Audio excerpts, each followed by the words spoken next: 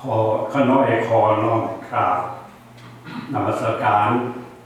พระเทรานุเทระท่านผู้มีเกียรติท่านหญิงท่านชาย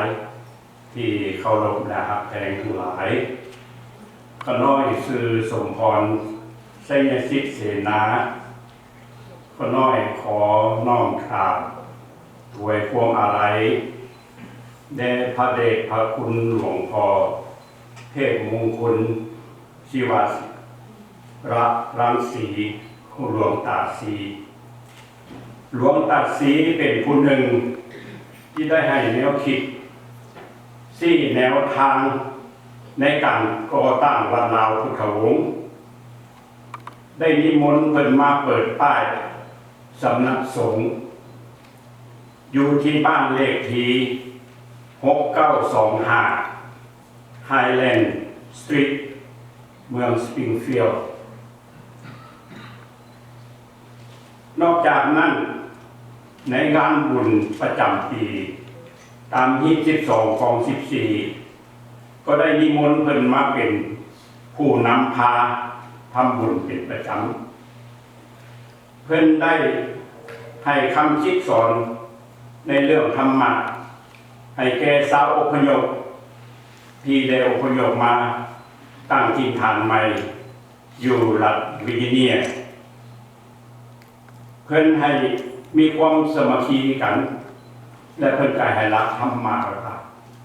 ก่อนเฮาสิมีความสามัคคีกันได้นี่มันมีหลักธรรมะ4ข้อ1เพิ่นว่าให้คิดดีนำกัน2ให้เว้าดีนำกัน3ให้ปฏิบัติดีนำกัน4และให้อภัยทานซึ่งกันและกันอันนี้เป็นคติที่เพิ่นฝากไว้นำกลุ่มสังคมลาวของเราแล้วนอกจากนั้นเพิ่นว่าก็ให้มีความอดทนต่อหน้าที่ทำงานไม่ต้องคิดมากมีอะไรทำประจำวันทำให้เสร็จแล้วก็เสร็จครับสบายท่านบอกว่าไงนอกจากนั้นให้ผู้ประหยัดเพิ่นเอาหลักธรรมะมาตั้งถิ่นฐานใหม่เติมจากประหยัดมี4ข้อเป็นให้ประหยัด1ปัจจัยที่หามาได้เอาไปเลี้ยงชีพ2เอาไว้รักษาสุขภาพ3เอาไว้กินทานหรือว่าทำส่วนบุญกุศล4เอาเก็บกรรมออมสินไว้อันนี้เป็นคำเป็นแนะนำให้พวกพี่น้องชาวอพยพไหมไม่ได้ตั้งถิ่นฐานอยู่ในสหรัฐอเมริกานี้ในเวลาว่างข้าน้อยเคยโทรมาคุยธรรมะกับหลวงตาสีและก็ได้เสนอเพิ่นในงานบุญต่างๆนี่คนน้อยมีแนวคิดอยากให้มีการโต้วาทีกันเพิ่นก็ว่าโอ้ก็ดีว่าซั่นอันมีการโต้วาทีกันอันคุณสมพรที่เอาอย่างหัวข้ออย่างตั้งโต้วาทีกันคนน้อยก็มีแนวคิดว่าหัวข้อนั่นแหละตั้งวัดหันกับบ้านอันใดดีกว่ากันว่าซั่นก็น้อยก็เลยเป็นผู้นักโจทย์ว่าวัดนี้ดีกว่าบ้านท่านสุนทรรัตนาเป็นผู้โต้ฝ่ายหนึ่งอีกบ้านดีกว่าวัดเพิ่นว่าจังเอาแปลว่าบ้านดีกว่าวัดก็ดีกว่ามาโต้กันลงอยู่ซั่นท่านสุนทรเพิ่นว่าท่านว่าบ่มีบ้านนี่เรื่องการอุปถัมภ์วัดว่าลานมันกระทั่งอาหารทำเพลนนี่คันบ่มีชาวบ้านนี่วัดนี่ก็สิบ่เจริญเนี่ยมันต้องมีชาวบ้านในผู้ค้าก็ขน้อยก็ว่าห่วยคันนี้ชาวบ้านบ่มีวัดนี่เฮ็ดจังได๋บ่มีศีลธรรมเฮ็ดหยังเดี๋ยวก็ฆ่าฟันลั่นแทงกันความสงบมันจะบ่ได้มีขึ้นอยู่ในสังคมลาวของเราเพราะฉะนั้นอันนี้ก็เป็น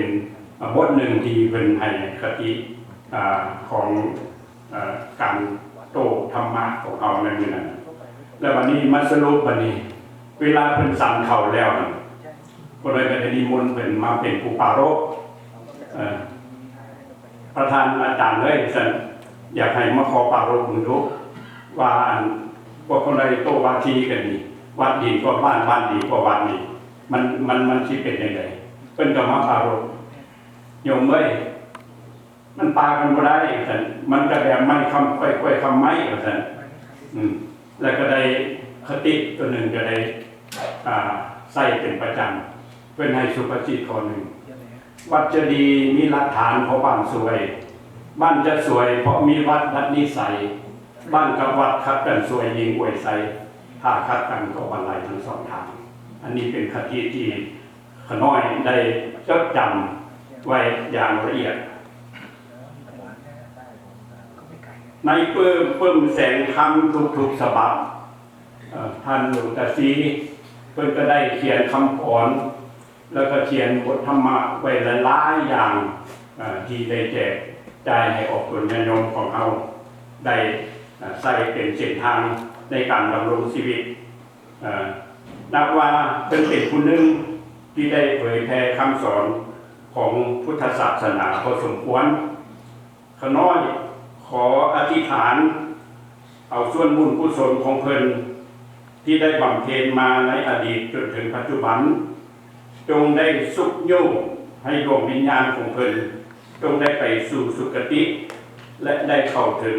สู่พระนิพพานในอนาคตการโดยเถิดขอขอบใจขอเรียนเชิญคุณสมพร เจ สิเสนา